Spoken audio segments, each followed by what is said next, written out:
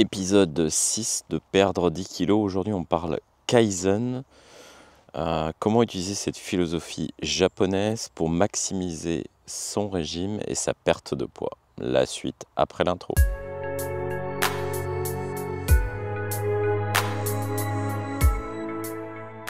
Bienvenue sur Green Escape, Konnichiwa, pour cet épisode 6. Et dans cet épisode 6, on va parler de Kaizen. Kaizen est un mot japonais signifiant changement pour le mieux. Il s'agit d'une méthode qui met l'accent sur les améliorations progressives et continues, réalisées pas à pas pour améliorer la productivité et l'efficacité. Dans le contexte d'une perte de poids, ça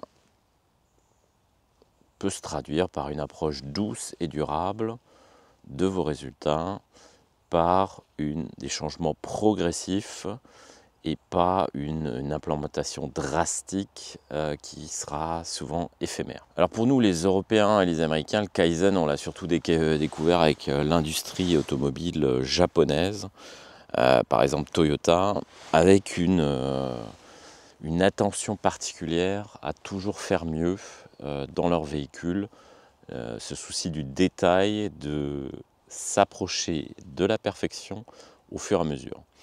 Mais c'est bien une philosophie japonaise ancienne qui prône l'amélioration par des petits pas progressifs tout en douceur. Et on peut utiliser ça dans un contexte de perte de poids. Et c'est ce qu'on va voir en 5 points. Je vais détailler ça dans la suite de la vidéo. Bon, alors moi j'ai toujours été inspiré par le Japon de manière générale. Et sur ce blog, vous verrez aussi certaines vidéos consacrées au Shirin-yoku, qui est aussi une pratique japonaise, qui est en français le bain de forêt, ce que je suis en train de faire, et ce que je fais chaque semaine, c'est-à-dire passer du temps dans la nature, qui a des effets bénéfiques pour la santé, qui va jusqu'à booster vos défenses immunitaires, juste grâce au contact de la nature et principalement des molécules des arbres qui sont présentes dans la nature. Donc cette semaine on voit autre chose, une autre philosophie japonaise qui est le Kaizen et comment l'implémenter dans le cas d'une perte de poids. Tout d'abord, ça consiste, point numéro 1, à fixer des objectifs réalistes et transposables.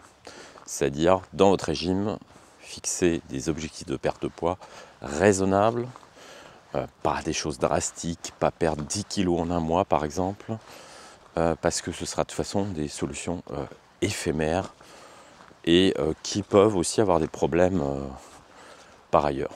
Donc vous voyez, moi ça fait 6 semaines maintenant que j'ai commencé ma perte de poids. C'est une perte de poids lente, tranquille, 500-600 grammes par semaine. Je ne fais pas du sport comme un furieux, mais l'essentiel c'est d'arriver au but et d'y aller progressivement de façon à réussir aussi sa transformation. Point numéro 2, toujours dans le cas du Kaizen, les petites améliorations par petites touches, modifier votre alimentation progressivement. Si vous ne mangez pas sain, vous n'allez pas le réussir du jour au lendemain en une fois.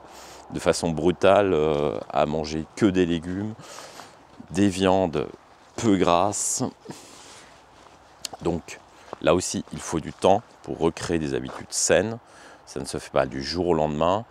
Et si vous n'avez pas ces habitudes depuis longtemps, vous ne pouvez pas du jour au lendemain passer à ces solutions comme si vous l'aviez fait toute votre vie.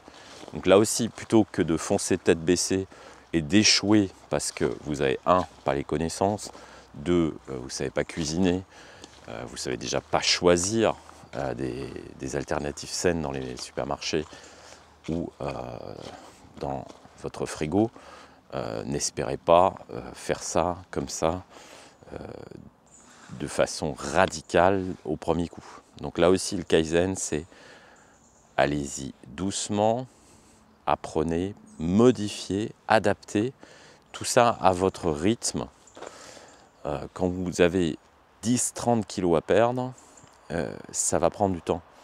C'est pas la peine de vous dépêcher pour réussir votre projet. Ça va prendre du temps, il faudra de la patience et donc il faut y aller à tâtons, progressivement. Vous ne pouvez pas créer des nouvelles habitudes si facilement. Donc ça, c'est le deuxième point. Modifier votre alimentation progressivement. Point numéro 3, augmentez votre activité physique graduellement. L'activité physique est essentielle pour une perte de poids. Mais là aussi, vous n'allez pas aller 3 fois par semaine à la salle de fitness alors que vous faisiez rien auparavant. Il faut une motivation monstrueuse pour faire ça. Donc du coup, plutôt que d'y aller tête baissée, foncer dans le mur, se démotiver extrêmement rapidement, allez-y progressivement. Donc moi aussi, j'avais pas au début de cette activité, de ce projet de perdre 10 kilos, j'étais pas au niveau d'une activité physique exceptionnelle. J'ai graduellement augmenté mon activité physique. Pour l'instant, en augmentant ou en essayant de maintenir une activité de cardio type marche. Je vous dis clairement que la muscu, je m'y suis même pas encore mis, mais c'est pas grave. Je vais y aller au fur et à mesure, plutôt que d'essayer de fixer les objectifs trop hauts et de ne pas les tenir et culpabiliser ensuite parce que j'ai pas fait ce que j'avais prévu de faire. Donc il faut, alors ça en matière de créer des nouvelles habitudes, vous avez un peu des études divergentes, mais en psychologie, pour créer ou pour fixer une habitude, une nouvelle habitude, ça peut être une habitude par exemple sportive, on estime à entre 30 et 90 jours. Donc vous voyez, c'est extrêmement long et ça veut dire qu'il va falloir répéter cette activité ou cette nouvelle habitude pendant 30 à 90 jours pour qu'elle devienne une routine et qu'elle fasse partie de votre vie. Et la même chose vaut pour des habitudes de vie saines.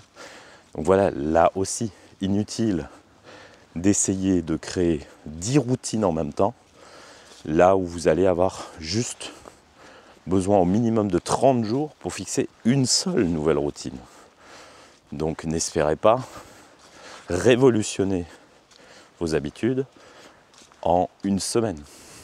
Là aussi, faites preuve de patience et de kaizen du coup. Pratiquez l'amélioration par petits pas, par petites touches. Point numéro 4. Et je regarde mes notes avec mes lunettes puisque je ne vois plus très bien. Et point numéro 4, évaluer et ajuster régulièrement vos méthodes. Évaluer, donc ça j'avais déjà abordé moi dans ma première vidéo, vous devez mesurer vos résultats. Est-ce que vous progressez, est-ce que vous ne progressez pas? Qu'est-ce que vous avez déjà modifié la semaine précédente qui a marché? Qu'est-ce qui n'a pas marché? Du coup, en permanence, vous mesurez, vous évaluez et vous adaptez, si nécessaire, votre stratégie. On n'a pas tous le même poids à perdre, on n'a pas tous le même métabolisme, on n'a pas tous les mêmes physiques, donc forcément, on aura des stratégies différentes. Et au fil des semaines, vous devez réévaluer votre stratégie pour continuer à avoir des résultats. Moi, on est dans la 7e semaine, mais là je vous livrerai à la fin les résultats de la 6e. Pour l'instant, en fait, ça marche impeccable. J'ai perdu du poids toutes les semaines. C'est pas spectaculaire, c'est pas furieux, mais j'avance. Du coup, c'est tout à fait du kaizen. Par petits pas, je m'approche de mon objectif. Je peaufine de semaine en semaine mes résultats. Mais pour y parvenir, je mesure, j'évalue, je restructure si nécessaire. Et si c'est pas nécessaire, en fait, je continue à faire ce que je suis en train de faire. Donc là, effectivement, j'ai pas commencé la muscu, pas grave, j'ai quand même des résultats. J'ai pas réussi parfois à faire l'activité physique, le nombre de poids que je voulais faire, mais j'ai quand même perdu du poids. Donc pour l'instant, je ne vois aucune raison de tout mettre à l'envers. Je continue simplement ce que je faisais, puisque ça marche. Voilà, et maintenant le point numéro 5, c'est de célébrer les petites victoires. Donc vous voyez, j'ai des notes, je ne connais pas tout par cœur. Célébrer les petites victoires, c'est effectivement tout au long du processus. Chaque étape que vous franchissez est une victoire, vous la célébrez, vous vous récompensez, pas forcément avec de la nourriture, mais ça peut être un nouvel habit, une nouvelle fringue dans laquelle vous passez désormais pour vous récompenser.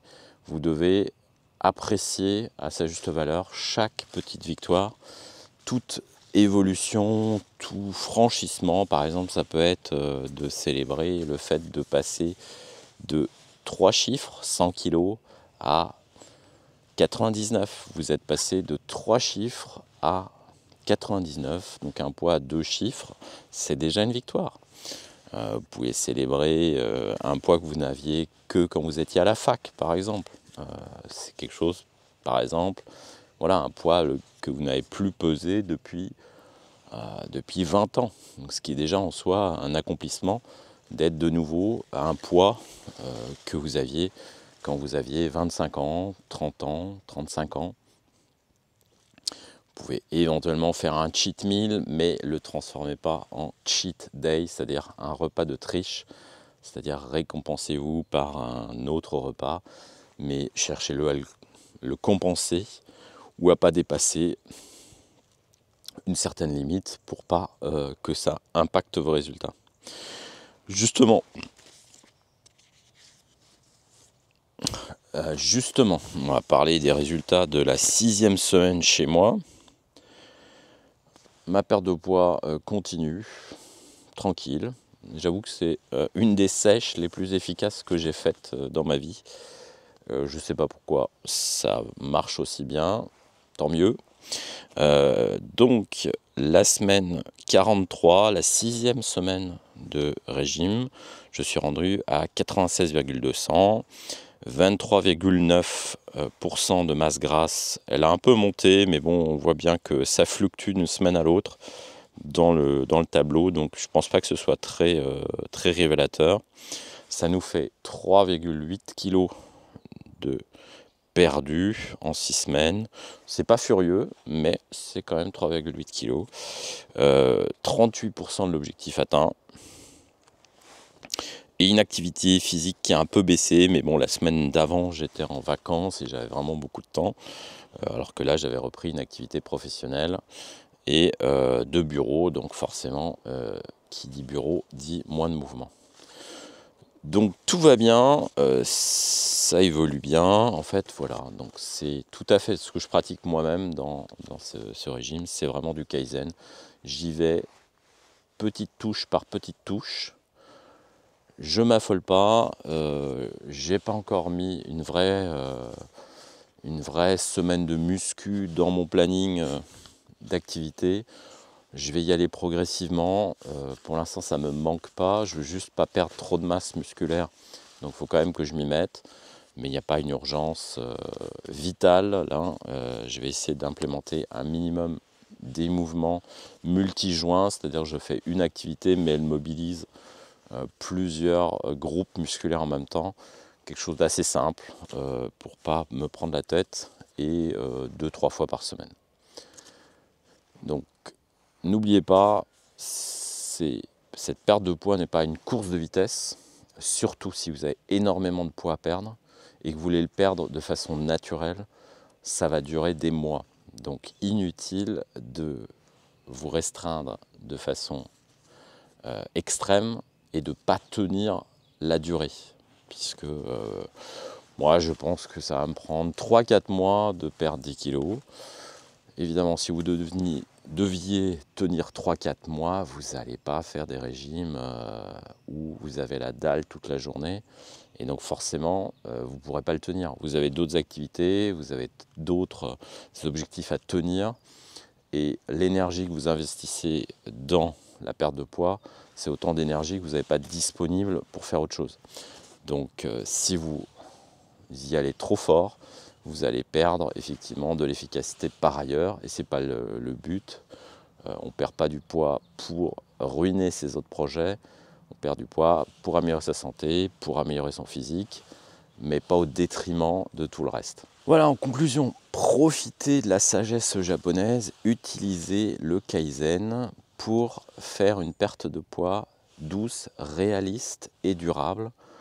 Ne ruinez pas vos résultats avec l'envie de faire dans le spectaculaire ou dans le grotesque.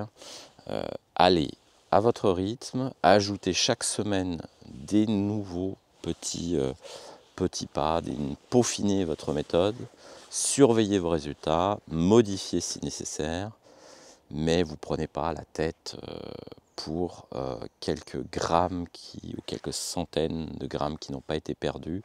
Vous rattraperez ça la semaine d'après en modifiant quelque chose. Donc c'est pas... en anglais on dit « by the yard it's hard, by the inch it's a cinch ». C'est pour dire